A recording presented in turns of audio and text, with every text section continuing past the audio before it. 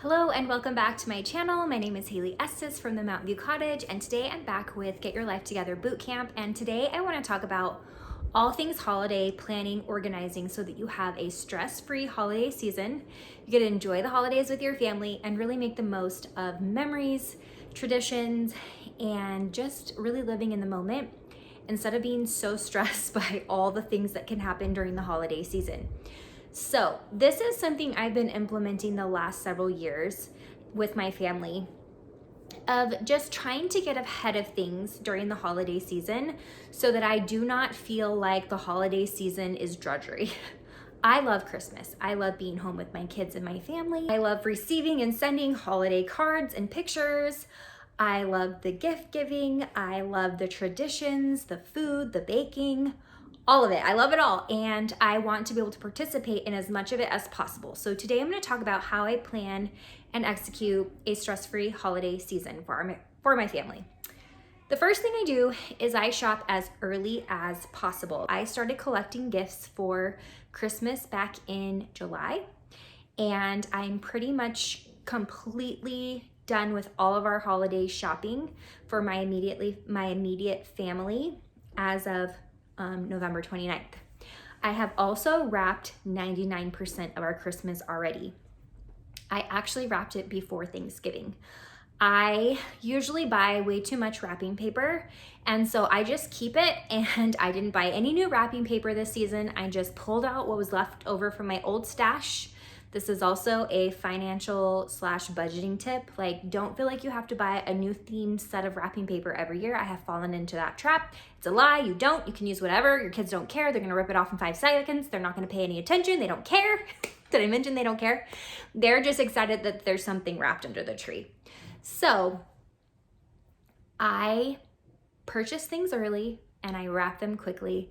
And then as some of the things that I buy during the Black Friday and Cyber Monday deals trickle in the beginning of December, I start wrapping them as they come in. So I've mentioned before that my daily routine includes me folding laundry every night before I go to bed.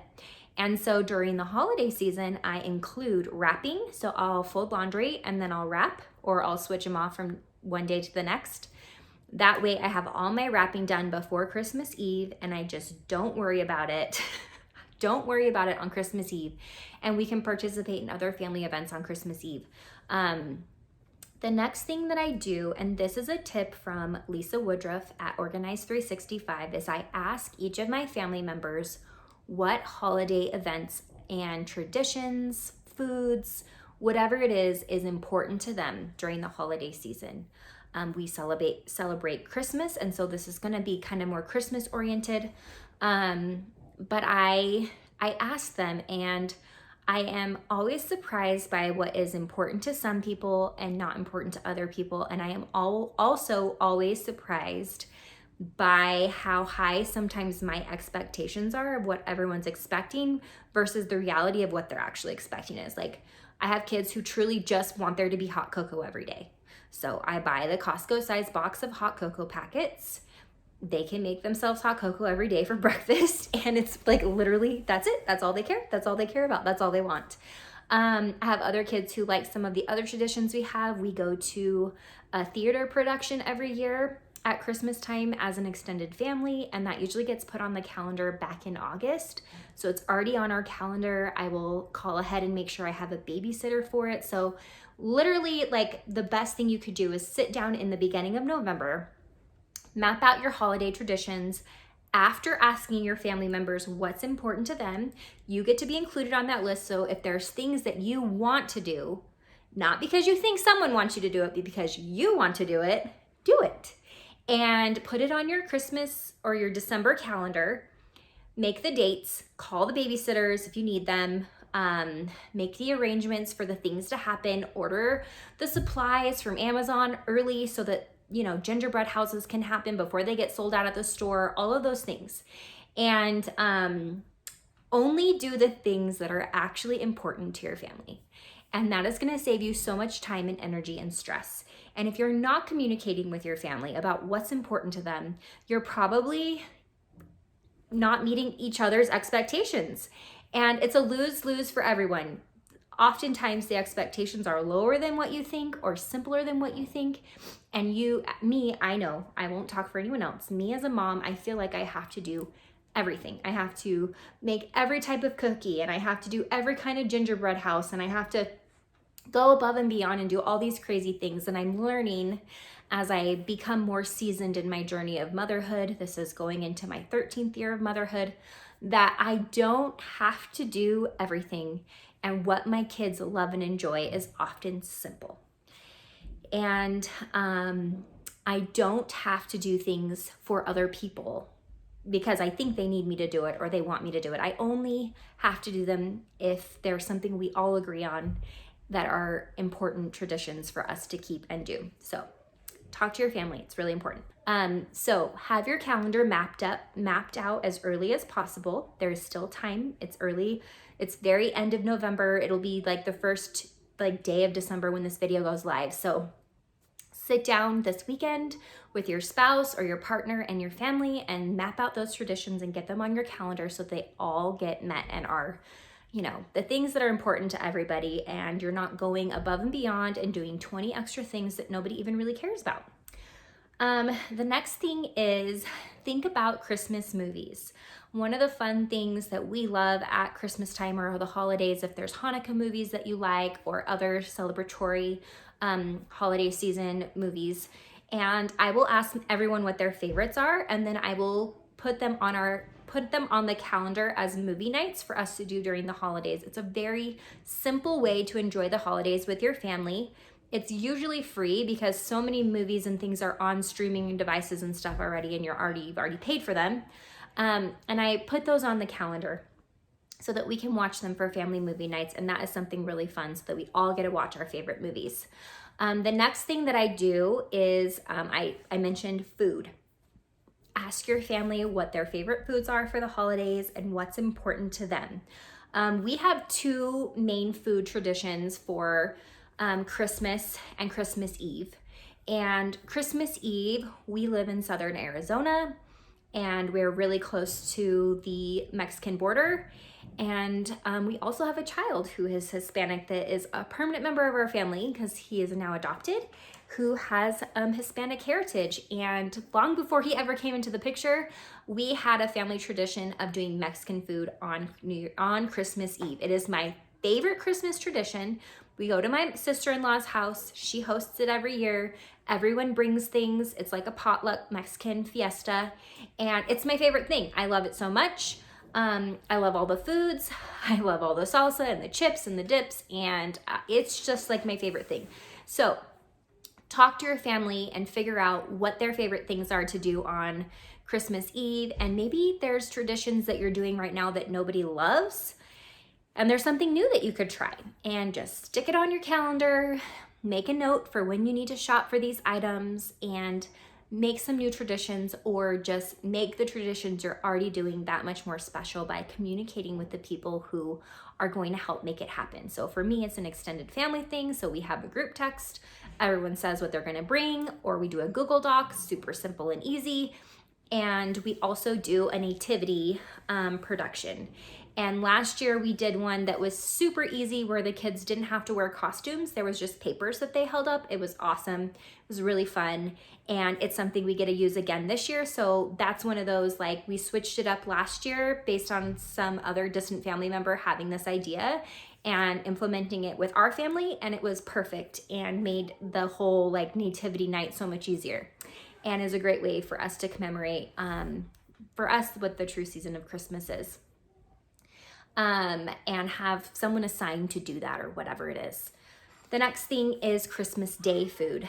So Christmas Day food, this is a tradition that has come from my personal family. My parents did this for us every year growing up, and is also one of my favorite things. And we just do hors d'oeuvres all day on Christmas Day. So we have a veggie tray and a fruit platter, and we do shrimp cocktail. Costco has the best shrimp cocktail, so I try and get it early and I put it in my freezer so that they don't sell out before we can get some.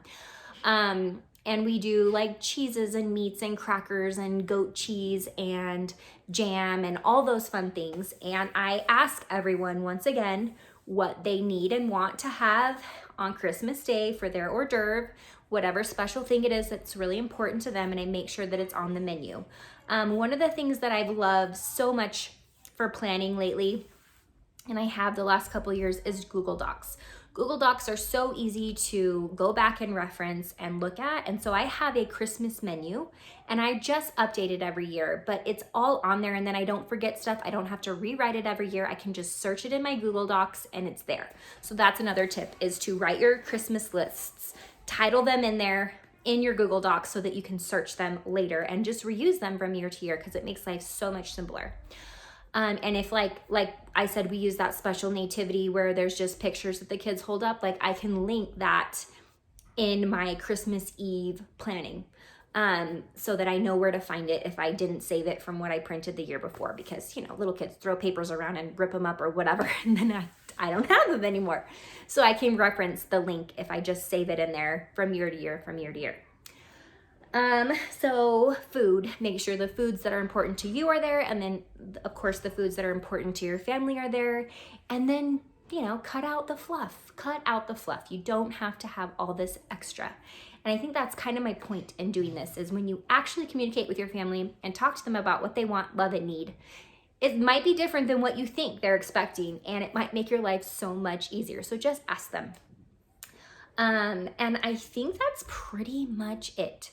You know, planning gifts in advance, wrapping them before Christmas Eve. Another thing is, my parents would help Santa by setting certain things up the night before on Christmas Eve, and they would be up late. And I've done this too, where I've been a helper for Santa and I've set things up the night before, and I just don't do it anymore.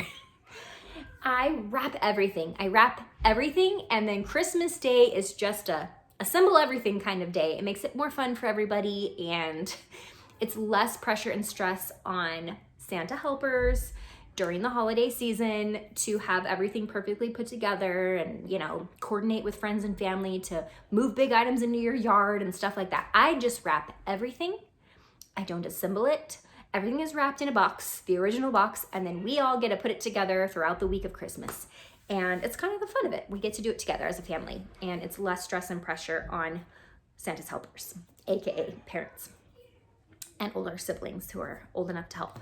That is the other thing I would tell you, is allow your kids to help you. If you have kids who are older and know some of the magic of Christmas behind the scenes things, help them be part of that. Help them be part of making Christmas magic for the younger kids. And as long as it's not like making them do everything, like I don't promote that whatsoever. But if they are able and willing and want to help them be part of the Christmas magic. And yeah, that's pretty much it. I hope you guys enjoyed this. Oh, the last thing, if you are one of those people who likes to deliver baked goods or special things to your friends, consider doing it 2 weeks before Christmas. The reason why is the week of Christmas is when everybody does it. Everybody delivers their baked goods. And so most families and homes get inundated with baked goods if you're getting them and receiving them from lots of people. I would encourage you to do it 2 weeks or even earlier before Christmas, so that your baked goods actually get to be enjoyed prior to the rush of all the baked goods entering everybody's homes. So that is something else I would encourage you to put on your calendar. I make cinnamon rolls every year, and so cinnamon rolls can be frozen if family members want to save them for like Christmas Eve or whatever it is. And so this year, I've done it one other year where I actually got it done early. Last year I was not successful. Probably the year before that I wasn't successful either, but I'm determined this year to do it well in advance so that I get to enjoy Christmas Eve and not be stressed about baking. And then I can deliver them to whoever I want to early, and they can be enjoyed early. So that's my last tip. I hope you guys enjoyed this. This is kind of a holiday theme, get your life together, things that you can do to help plan and make your holiday season less stressful. And just special for your family, because that's really what's important. I hope you guys enjoyed this video. Thank you so much for being here. If you enjoyed it, give it a like and a comment, and let me know what things you enjoyed from what I shared. And if there's things you want me to talk about, I've already gotten some great suggestions from you guys in the comments. Please let me know. Keep them coming, because I am catering this to you guys and what you want to hear. And if you don't want to hear it, I don't know that. So you got to tell me what you want to hear. Thanks so much for being here, and I will see you next week.